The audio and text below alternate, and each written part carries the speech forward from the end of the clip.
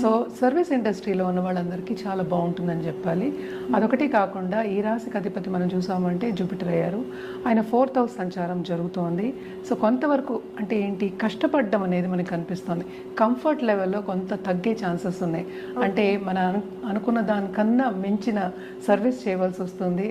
అంటే కొంతవరకు ఊరట అనేది మనకి కనిపించట్లేదు. కంటిన్యూస్గా పనిచేయడం అనేది కనిపిస్తోంది. బాధ్యతలు అనేవి చాలా ఎక్కువ కనిపిస్తున్నాయి అన్నమాట.